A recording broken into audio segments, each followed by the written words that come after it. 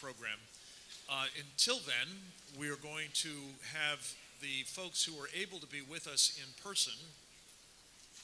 No?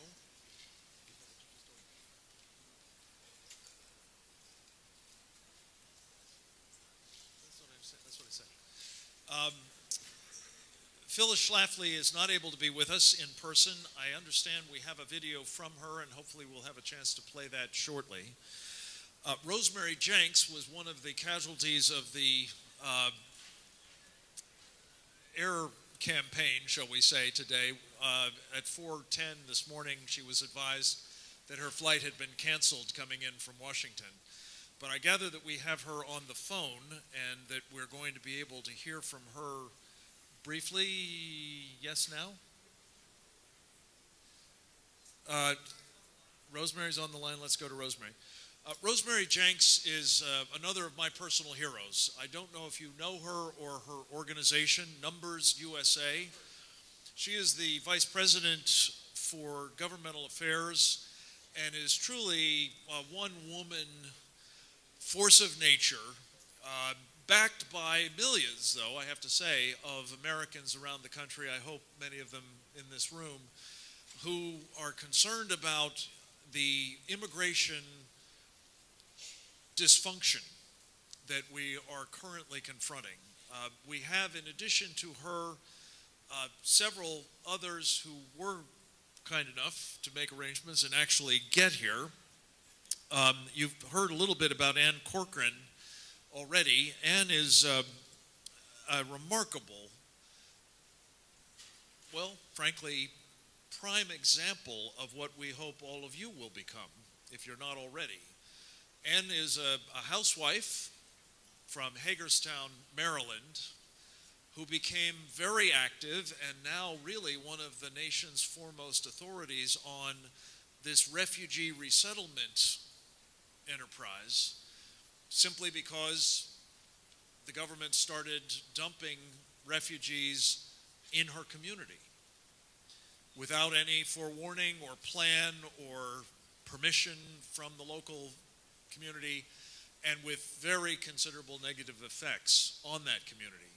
She has some very, very new and very troubling information about what is being done in this regard right here in South Carolina.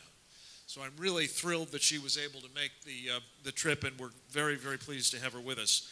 She is, by the way, the author of the next of the books. I don't know what I've done with them. I showed you this earlier, the Sharia in American Courts book.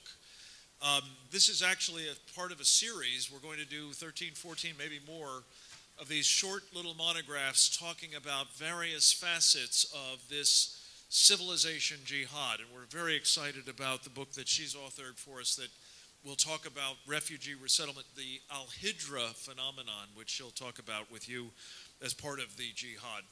I'm also very pleased that we have Javier Manjarres with us. Javier is a well, multimedia sensation, I guess is the only way to describe it. He blogs for the Shark Tank guys. He's been a reporter.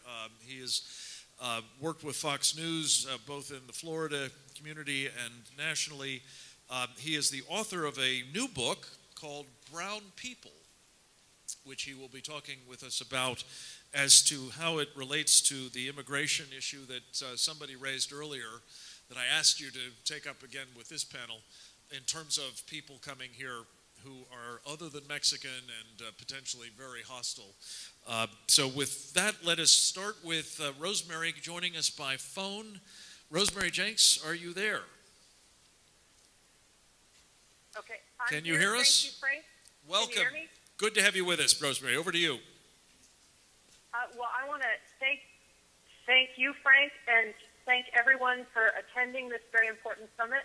I had actually intended to join you in person, but apparently the airlines have some of the same problems as our military. I got notice this morning that my flight was canceled because the airplane broke, and apparently they couldn't find another one. But so let's talk about immigration. I think everyone who opened a newspaper or turned on a television in June or July of last year knows that our southern border is wide open to anyone who wants to come. Everyone also knows that our northern border is wide open, even though it gets less attention. There's no question that terrorists can and have used both borders to gain entry into the United States. In fact, last year alone, the Border Patrol apprehended 474 so-called special interest aliens, or those from countries linked to terrorism, including Syria, Iraq, Iran, and Yemen. And Border Patrol estimates that it apprehends, at best, 1 in 3 illegal entrants. Now, you have to wonder how someone from Yemen, one of the poorest countries in the world, finds the money to travel to Mexico and hire a smuggler to bring him across the border. The obvious answer is that he's being funded by a terrorist organization. But the question that too few people are asking is, why go to all the trouble of sneaking across the border illegally if you can instead come legally with access to all the documents you need to remain in the United States while you plan your attack? We know that terrorists have used virtually every part of our immigration system to gain entry. Omar Abdel Rahman, the blind sheikh in prison for planning the 1993 World Trade Center bombing, came on a tourist visa, even though he was on the terrorist watch list, and then applied for asylum. Mahmoud Abu Halima, one of the terrorists who actually bombed the World Trade Center in 1993, was granted amnesty as an agricultural worker under the 1986 amnesty, even though he was a cab driver in New York City. The 9/11 hijackers came on tourist and student visas. Hesham Mohammed Hadayet, the Egyptian who opened fire at the El Al counter at Los Angeles Airport in 2002, was a visa lottery winner. The Boston bombers were brought to the United States as refugees, as were the 2 bomb-making members of al-Qaeda in Iraq who were arrested in Bowling Green, Kentucky in 2009. The Moroccan arrested last year in Connecticut for planning to use a remote-controlled plane to bomb a federal building and a university came on a student visa and then applied for asylum. Most of the so-called homegrown jihadists who have left the United States to fight with the Islamic State in Syria and al-Shabaab in Somalia, in fact were brought to the United States as refugees, or are the relatives of refugees. Not exactly homegrown in my book. The State Department is currently under pressure to resettle thousands of Syrian refugees here over the next few years. But the FBI has already testified to Congress that we have absolutely no way to tell if any of these Syrians have direct ties or loyalty to the Islamic State or the al-Nusra Front. It's abundantly clear that the federal government does an abysmal job vetting people who enter the country legally. A big part of the problem is the sheer numbers. From 1776 to 1965, average annual legal immigration was below 250,000. Thanks to changes made by Congress in the 1965 Immigration Act, annual legal immigration has surged to about 1.2 million, almost 5 times our historic level. The result is that we now have more than 40 million foreign-born people living in the United States. As it turns out, in most ways, immigrants are just like everyone else. Some are good, some are not. Some come to give their family a better life, and some come to commit crimes or to destroy America. But despite the massive increase in immigration, Immigration and Customs Enforcement, or ICE, only has about 5,000 agents nationwide who are responsible for sorting the good from the bad and removing the bad. An impossible task, even if we had a president who believes in the rule of law and national security. So that's where all of you come in.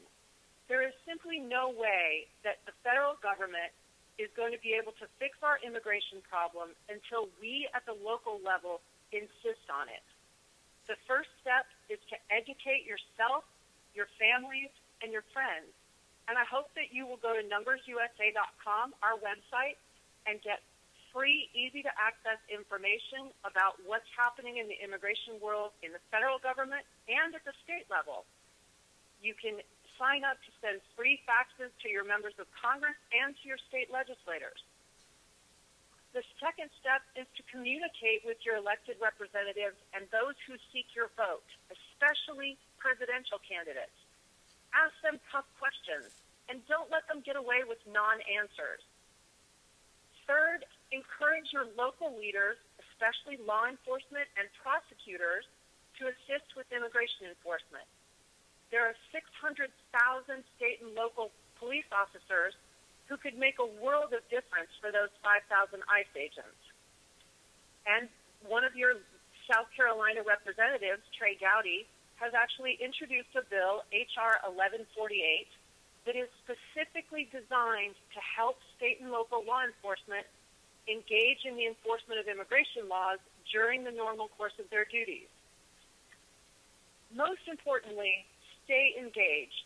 President Obama has promised that he would fundamentally transform America, and immigration is one of the tools he is using to do just that. It's time for all of us to stand up and insist that we will determine the future of our country, not those who believe it needs to be fundamentally transformed. Thank you all so much for your time, and I appreciate your listening.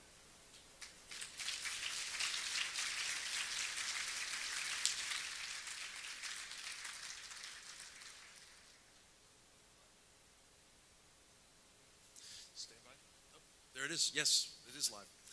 Thank you, Rosemary, very much. I apologize for the act of God that kept you from being with us, but your contribution through the telephonic system is appreciated especially. And Corcoran, welcome. Good to have you with us. I'd go up to the mic, yeah, if you don't mind. Is that all right? Okay. Ladies first and all that. Thank you so much for having me. Can you hear me okay? Speak right into the mic. Okay. Here we go. Thank you very much for having me. I have to tell you, I'm not used to speaking. I'm a blogger. I usually hang around the house at my computer in my pajamas doing my research, so please bear with me. All of the things that we've been talking about today go back to one important thing. And when John Wandolo mentioned earlier the Bosnians who had just recently been arrested for terrorist connections to ISIS, did all of you say to yourselves, so where did these Bosnians come from? Well, the Bosnians came through the Refugee Resettlement Program, most of them, during the Clinton administration. And Clinton wasn't alone, by the way. The numbers continued throughout the Bush administration as well, and of course they're still continuing today. But let's get one thing out of the way first off. Not all refugees are undeserving. There are good people who come to America as refugees and who truly deserve protection and contribute to our country. But the refugee program, as it is now being administered, is too large, too expensive, and is bringing immigrants to the U.S. from countries which hate us. So in order to bring about the Sharia that we've talked about all day, what do they need? They need people.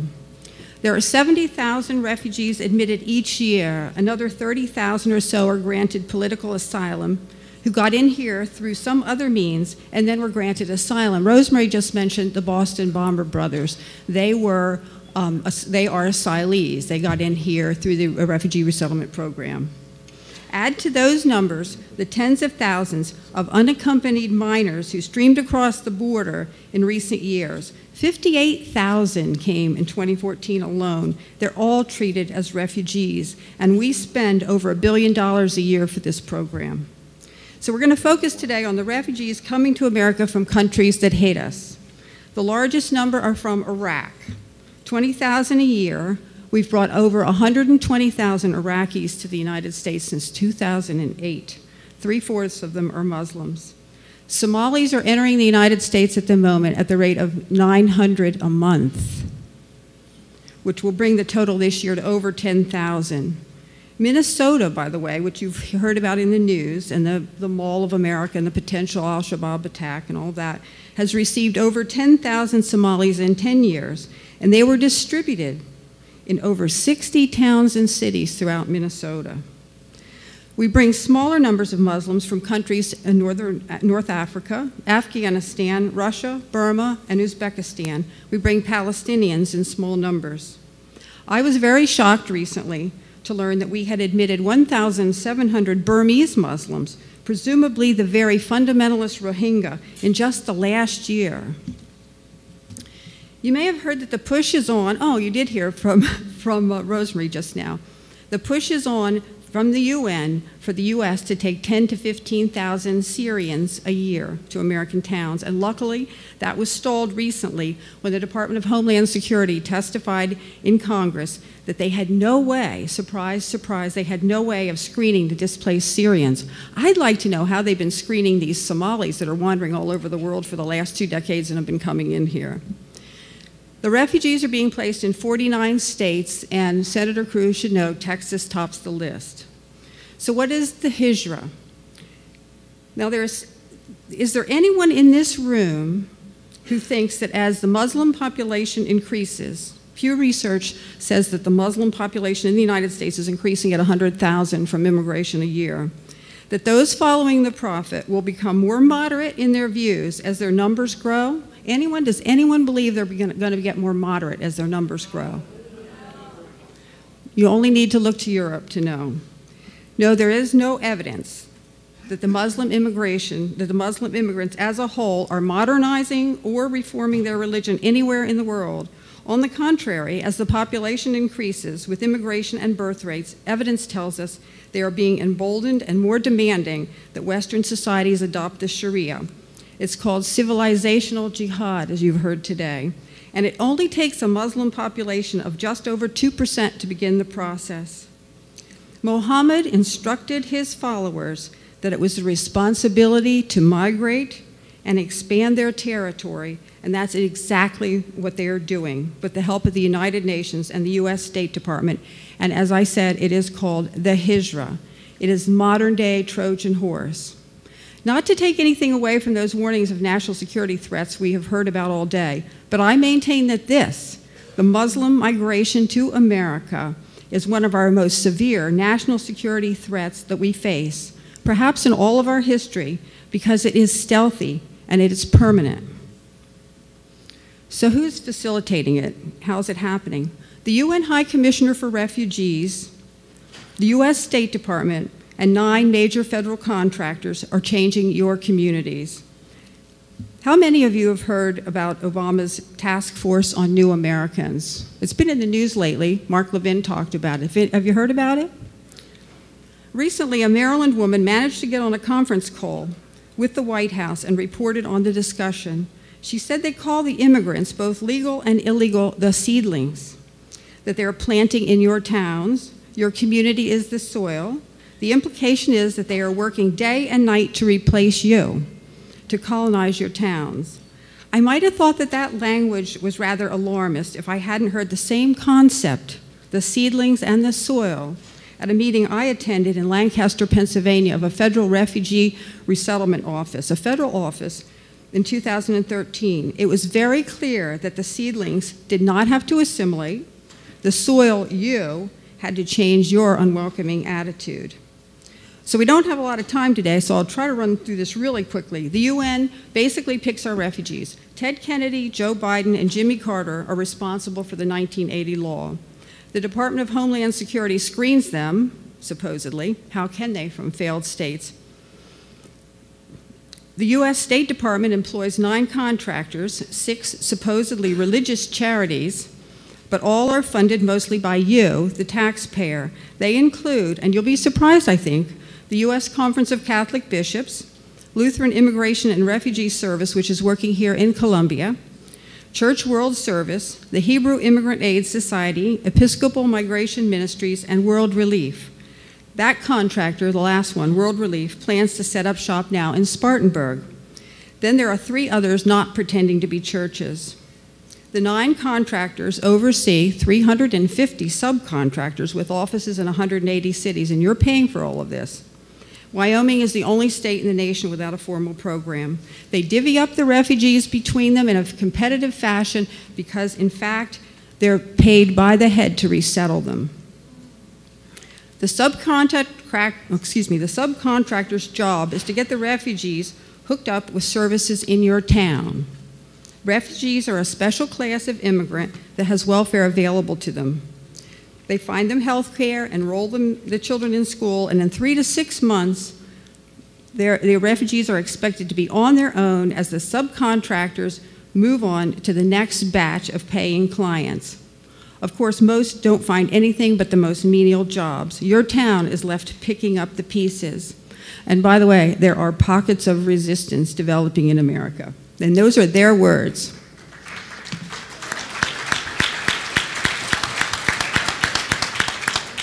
There are towns that are so overloaded, they are begging to be let out of this program, and their pleas are falling on deaf ears. So now to South Carolina. Your state has dodged the refugee resettlement bullet so far. In the last 10 years, the state of Georgia, for some comparison here, resettled 24,626 refugees. North Carolina welcomed, they love that word, 20,581, and Tennessee got 12,291. In the same 10 years, South Carolina got only 1,205. Putting South Carolina near the bottom of the list of states getting refugees. The vast majority of the 1,200 were resettled here in Columbia. So, how did you stay out of this mess? First, there could be some major political force in your state shielding you, but I'm putting my money on a woman named Daytona Jarman of Casey, South Carolina, who in 2003, along with Casey's then mayor, waged a battle to protect the small town from the resettlement of 120 Somalis by Lutheran Social Services. Does anyone hear from Casey? Anybody know? Well, great. They were called racists and xenophobes, but were not daunted. The media refused to cover their arguments about why the small town would be harmed with the arrival of impoverished Somalis it would ultimately be responsible to care for. Citizens ask, as they do everywhere, don't we have our own poor people to take care of? They did their homework, learned about the plan that had been kept a virtual secret from elected officials, and reached their neighbors door to door when the media blocked them. In the end, the pressure they put on led to victory for them when the Lutheran contractor decided to move the Somalis to Columbia. What Daytona Jarman did in 2003 was my inspiration when a similar plan was revealed for my rural county in western Maryland 4 years later. The U.S. State Department and its contractors, believe me, they cannot stand the heat when the spotlight is placed on them.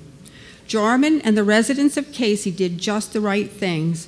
They formed a grassroots citizens group and researched the facts. They learned about the economic costs and social upheaval the Somalis had brought to other towns.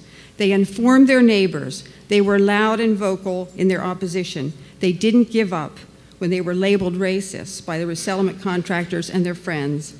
And they, with their demands to be heard, caused the resettlement contractor and behind the scenes the U.S. State Department to give up. With grassroots power, I believe Daytona Jarman saved not just Casey, but South Carolina, the fate that has befallen Georgia, North Carolina, and Tennessee. The feds were burned and weren't willing to try again these last 12 years. However, now they are desperate for fresh territory. Last week we learned that they are back here in South Carolina. And this time, it's the contractor World Relief that wants to resettle refugees in Spartanburg. And by the way, Rep. Trey Gowdy is the chairman of the subcommittee that is responsible for refugees, immigration and refugees. So it's kind of interesting that they're going to target Spartanburg. Let me be clear about a few things. If the good citizens of Spartanburg want to welcome the third world to town, everyone there, and this is really important, is entitled to and deserves answers about what the social and economic impact costs will be for your local taxpayer. Public answers given at public meetings. You have every right to know what you are in for. They hate to have to answer you in public. If the State Department and its contractors can't persuade citizens with all the facts on the table, then the resettlement should be opposed. They've gotten their feet in the door in towns and cities where no one asks questions. They want to be as secretive as possible because honestly, when citizens know what is ahead and how other cities in the US are coping or not coping, they won't want it. I do need to say that you can't stop people from moving to your town. It is not something any of us want to do. We're Americans, we're free people. But there's a big difference between new people arriving in your town on their own and opening a formal federal refugee office, bringing refugees from the Middle East and Africa into your town. So, as I wrap up, please get this little book, 2 little books. I want you to get Modern Day Trojan Horse, the Islamic Doctrine of Immigration, Accepting Freedom or Imposing Islam, and this book that Frank mentioned earlier, the Explanatory Memorandum, and read them together, because I believe truly that this issue of whether of the immigration, the refugees coming into this country is going to be key to our future survival for our children and for our grandchildren. So thank you very much.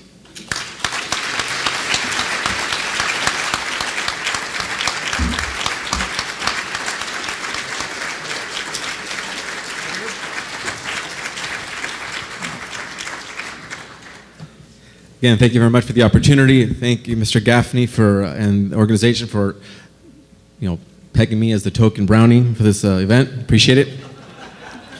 Again, real quickly, I know we're pressed for time, and everyone stole my talking points, so why even go over them? But I'm going to make this very brief and get to the point. First of all, he mentioned I wrote a book called Brown People. That dashingly good-looking guy on your table, that's my twin brother. He's signing books out front, so if you get a chance, go out there and pick up a book. Everyone's been mentioning, other than Mexico's, OTMs. That designation does exist, and it's a big problem. And I do a lot of speaking, and the other night I spoke to someone in Pasco County, Florida, and he asked me, look, I've got family members on the Arizona border. They have a ranch, and they have found prayer rugs.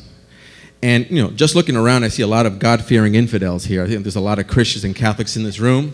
And how many of you uses prayer rugs on every Sunday? I mean, so we know what the threat is, and it exists. And a couple of the guys in the previous panel have mentioned that there is Hezbollah. Hezbollah has been working with the Zetas, which is a known cartel a murderous cartel in Mexico. And in speaking about the book, quickly, the book is about how to not reach but include Hispanics in everyday discourse on politics, on trivia, you name it. It's how to reach out to them and say, hey, buddy, I understand who you are and where you come from and why you immigrate to this country. And in the book, I touch on the problem of immigration. The book isn't about immigration; it's about again Hispanics as a whole. And what I touch upon is that simple issue, is that same issue about who's coming over. Look, we don't know who's coming over the border. We have an idea, and a lot of Hispanics tell me, why do Republicans or Americans, they refer to them as being white people, why are they against us coming to this country? And I tell them, look, no one's against you coming to this country. No one wants to just deport you, contrary to what Univision and the Hispanic media bias will tell you or make you to believe. But the problem is that they're kind of afraid that, like I said, they want to be deported by all of you whiteys out there, which is, again, not the case. And the issue, and I tell them, like, look, you have to understand is that the reason why people want to seal the border, whether Republican, Democrat, Independent, the big issue is national security. And I used to tell people, and they agree, is that this is not just a border issue, it's a national security issue. Rosemary mentioned that we have an issue on the U.S. northern border and the southern border. What about the other ports of entry? What about these overstayed visas? When they come into Miami or they come into New York, they overstay this visa. What about the people that come in from the other ports of entries along the coastline? No one really talks about those, but that's a real big problem. 40% of all overstayed illegals are from overstayed visas. I can speak to that because in the book, there's a chapter called Moms and Pops. And so I interviewed my parents for this book. And I figured, let me give people context. I'm just here. So I'm 42 years old. I don't look a day over 20. I get it. But my dad dropped a bombshell on me a year ago. So for 41 years of my life, I thought that my parents were here legally. They did come here legally from Colombia. but my dad overstayed his visa. So for 2 years, and he said my mom lied, which she did, because she told me he was going to deport it because he had a bunch of traffic tickets, which was a lie. So the point is, he stayed here illegally for 2 years and worked illegally. But someone brought him under his wing and said, look, here's the deal. You need to do this legally. You need to become a U.S. citizen. And this is how you do it. They showed him the legal path to citizenship, resident alienship, and citizenship. Now, mind you, this is 1969, 70. It's a lot different then than it is now, how it is now. But he did motions. And between his 2 illegal jobs, he went by an Army recruiting station every single day. So he said, you know what, I want to be all that I can be. So, yeah, well, the thing is, one day he got the call after he submitted the correct paperwork, and he actually was told to leave the country. So he did. Second line, my mom told me that they went to Canada for a vacation. They went to Canada so he could come back into the country legally. He did so. As soon as he got back, guess what he did? He became all he can be. He joined the U.S. military, U.S. Army. A year later, he became a U.S. citizen. So the moral of the story there, it could be done, contrary to what the media and a lot of the liberal Democrats want you to believe. But he understands, like many Hispanics that I speak to, is that whether you're here illegally or not, whether your family's here illegally or not, whether you live along the southern border, the northern border, or in any other big country or any other state or city in the United States, is that Mohammed, Osama, Ahmed, whomever, these other than Mexicans, Islamic fundamentalist terrorists, they don't care who they blow up. They're not going to be checking green cards at the Piggly Wiggly or Winn-Dixie or Publix before they blow it up.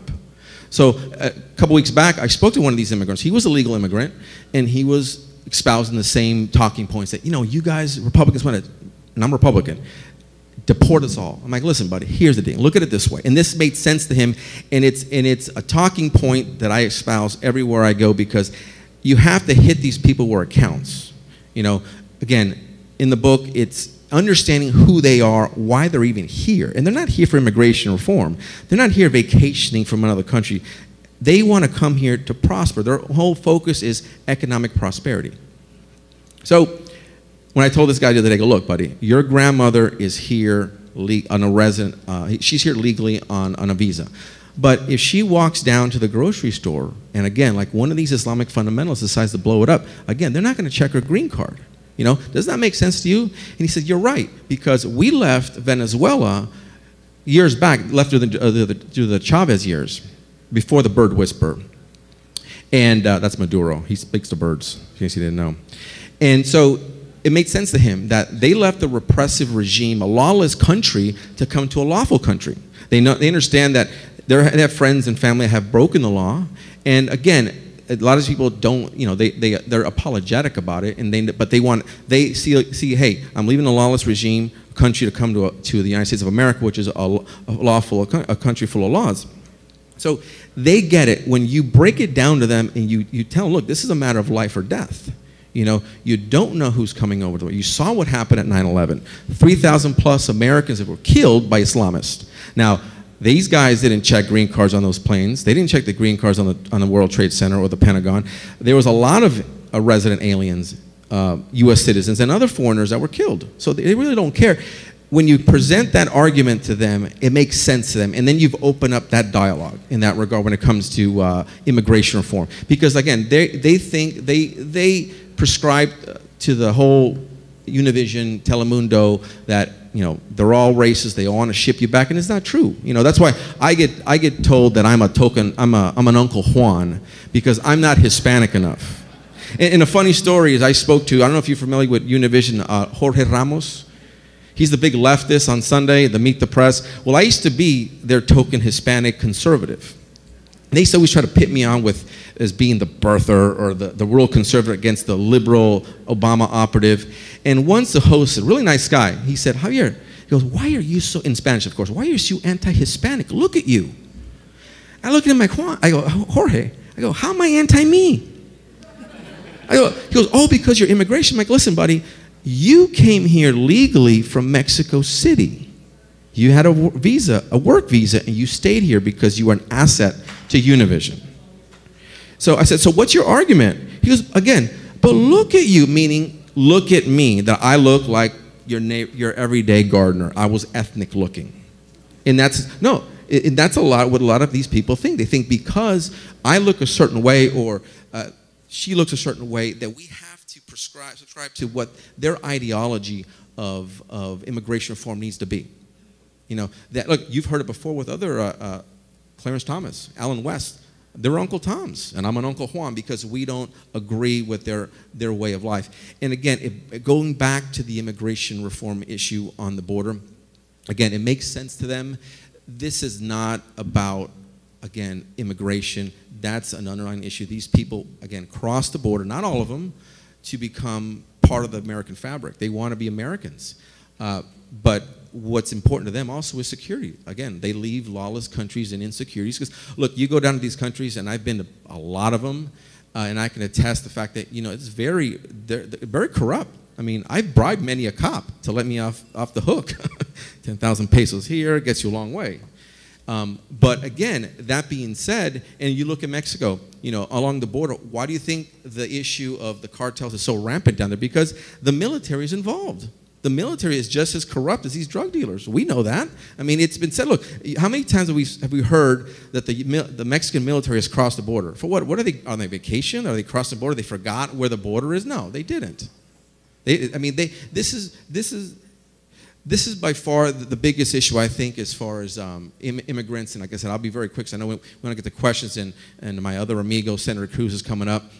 But take this away, is that in engaging Hispanics, it's key to go after who they are, God-fearing, family-loving, prosperity-seeking individuals that are in tune to what is happening along the border and national security and their security here with their family, whether they're here illegally or legally. Again, let me be quick. I'm done. Frank is giving me the hook. But thank you. I'll be outside if you have any questions. Appreciate it.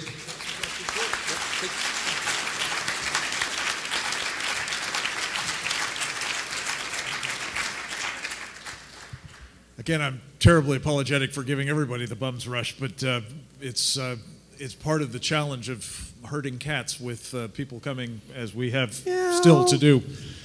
Thank you. Are there questions for our panel? If so, please queue up quickly because we will turn to the next topic momentarily. Yes, ma'am. Go ahead. Ladies first.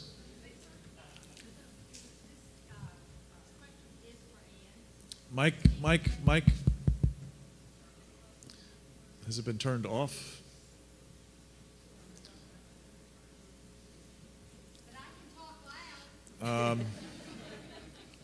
We'd want to make sure we capture it on the audio is the thing. Thank you. There we go. It's working. Would you address the terror threat that the refugees present, particularly to Spartanburg, where I'm from? Thank you. Well, is my mic on? Yeah, just bring it close. Well, I can't say to you that you're going to have terrorists in Spartanburg. I mean, that I just can't say that. But where the bigger problem that you will have initially is going to be the enormous cost on your community. The resettlement agency will not stop. They will bring, they're already saying they're going to bring Syrians. They'd like to bring Syrians to Spartanburg.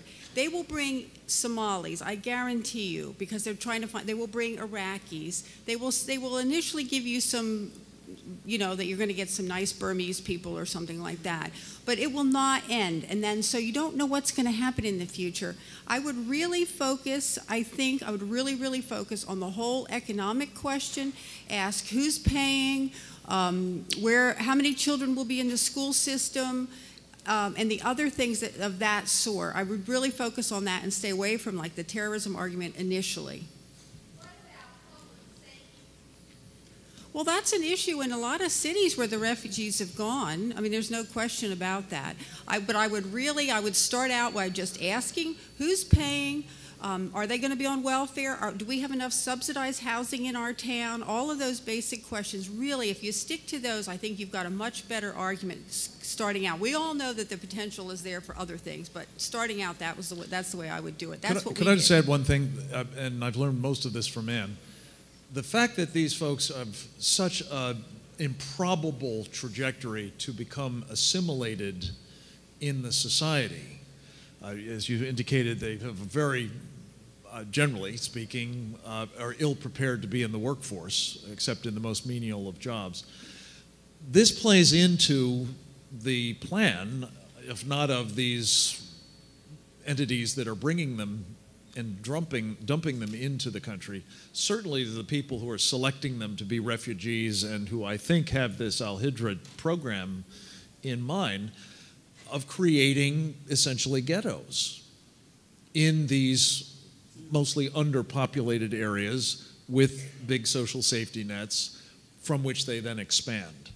And this is kind of the place where I think you start seeing it turn into a public safety and maybe even terrorist problem, as they cannot become part of the fabric of that society as a practical matter. I think you only need to look to Minneapolis to see the problems with the excessive population there. Yeah, sir. Ma'am, let me just go on to the next people. Please grab these folks afterwards.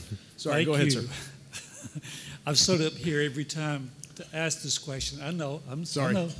I always get up here, but I will tell you, for Christina's sake, and for some others that are in here, she lives in Spartanburg County. She's a professor, and she's a very strong political leader. She will help us in South Carolina with what you're talking about. Great. So she's a good one to talk to. Thank you for letting me say that. Great, and I'd be happy to talk to anybody afterward. I'm here for the rest of the day. Should be one to talk to. Frank, isn't my question is, I've tried, and you can say it's off topic, but I pointed out to Mr. Clements a while ago. Clemens. Sorry. And I've also pointed out to the people inside this beltway, and my question, you may can answer it, you two that are still on the panel, but I wanted to ask this to each one. I had a discussion with my pastor this week about the definition of Islam. What is it? Is it a religion, or is it a form of governance? Because I had Bill Connor, I talked to him a few days ago about this. And I read to Alan, and I read to these others. In James, the brother of Jesus, it says that religion, and it defines it clearly. And I will insist that anyone in this room, and you on the panel, tell me, can we not get our government to define Islam as not a religion? As long as we define a religion, they'll get like I got from our pastor. Islam is a religion. We need to allow it in this country because it is.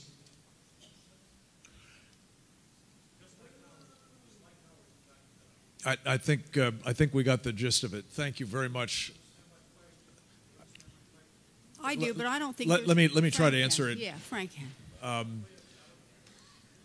Because you have been trying to get this answered by others who might have been better equipped to do it than the three of us. Let me just try to say, the question of whether or not Islam is a religion as it's generally understood either in the Judeo-Christian tradition or by common sense for that matter, given that our society has as a constitutional foundation the idea of freedom of religion, it's a critically important issue.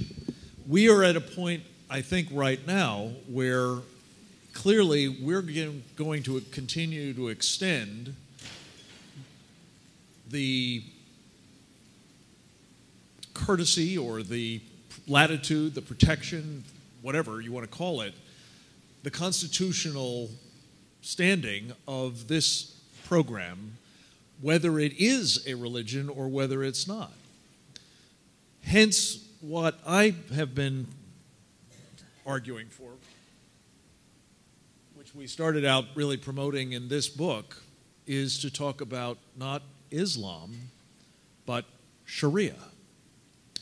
Because as a practical matter, Sharia is 90% power, politics, the governance, the relationship of the individual to the state and everything else. So it lends itself very nicely to a discussion kind of separate from Islam, the religion.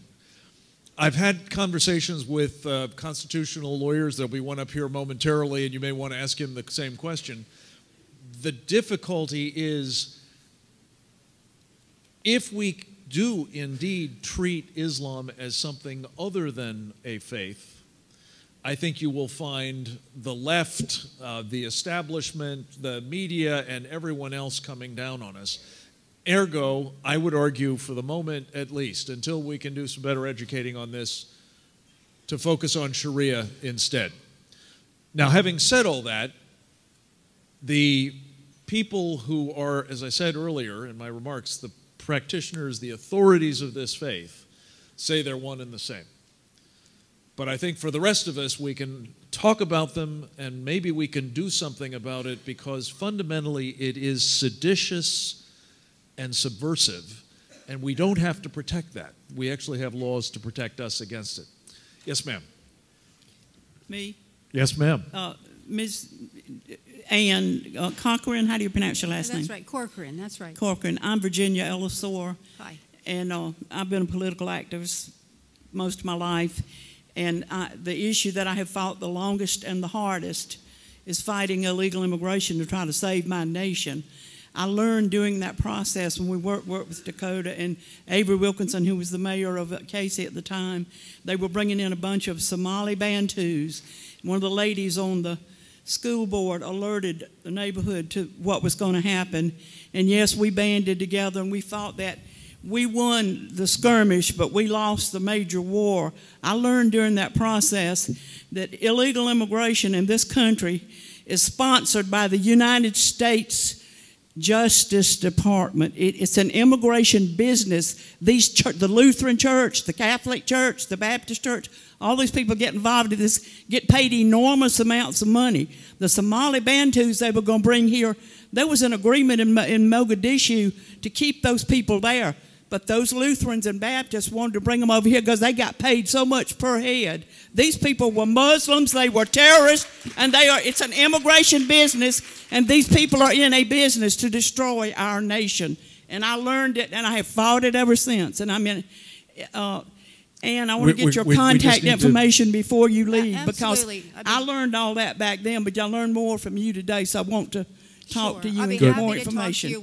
Wake up, America, and start fighting this battle with us. If you don't get actively involved, we have lost our country. We're losing it rapidly, and most people don't care. They don't even vote. Get involved. We're losing our country. Thank you very much. Do you have a quick question? Please, very quick. This is very quick. You're talking about them coming in. How do we find out they're going to be coming in? In other words, in a community, if a Christian group wants to bring them in, how do we know that? You know what? You're not going to find out except somebody, like this lady said, where somebody mentions it because the school board's been notified or something like that. This is extremely secretive, and that's what, I'm sorry, pisses me off so badly, and it did in my town too. We just happened to find out. They want to keep it secret. And the Spartanburg thing was just a news article. It was one of these touchy-feely, lovey-dovey news articles about how refugees are going to come to Spartanburg with the local Baptist church. But it's really, you have to get in your heads, these are not church people passing the plate on Sundays. This is the U.S. State Department paying contractors to resettle the refugees, and they just have a church-sounding name, really. But one other piece of it, and we have to stop, ma'am, I'm afraid. I was just going to say, do they contact a Christian group in that community, or are they just separate? Well. Yes, they may very well. So you'll have to put your ear to the grapevine. Yeah. One of the pieces of this, I'm sorry. No, go ahead. No. One of the pieces of this that I think was implicit in what you've heard from Ann, that I've again learned from her, is these are not your average churches. These are kind of leftist liberation theology movement churches in many respects. And what they're doing, I think it's fair to say, certainly in the case of Somalia, is they're using this program as a vehicle to change the demographics of that particular constituency. Michelle Bachmann is no longer in the Congress, in part because of the Somalis who were dumped in her district. And I think Trey Gowdy is on notice.